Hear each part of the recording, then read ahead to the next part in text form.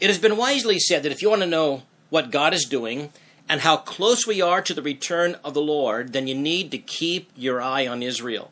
And you know that's good advice because the Bible makes it clear that Jesus would not come again until the nation of Israel is regathered in the land and had become a prosperous and a powerful nation. You know, it was in AD 70 that the Roman General Titus besieged Jerusalem. He destroyed the Jewish temple. He killed up to 1 million people. But it's interesting that very few Christian Jews died during the siege of Jerusalem. The reason?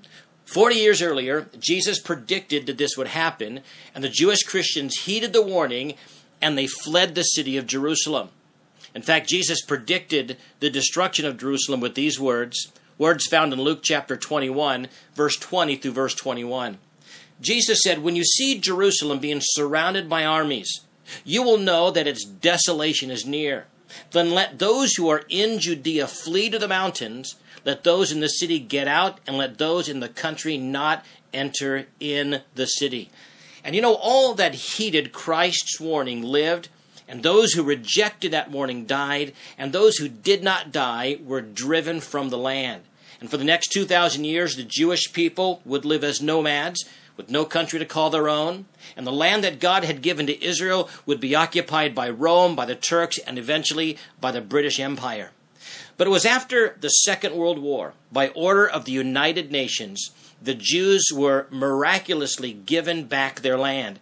Nearly 2,500 years earlier, the Bible predicted that this would happen. It was the prophet Ezekiel who prophesied in chapter 36 and verse 24 of the book of Ezekiel, saying, "For I will take you from among the nations, I will gather you out of all countries, and I will bring you into your own land." And you know, this prophecy spoken by Ezekiel some 2,500 years before the rebirth of the nation of Israel was fulfilled on May the 14th, 1948.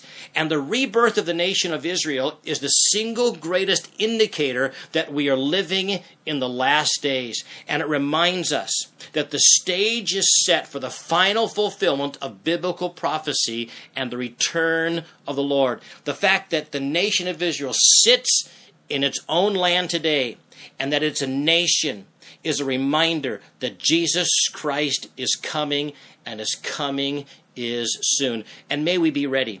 And may the Spirit of God take the Word of God and challenge us to live for Jesus today.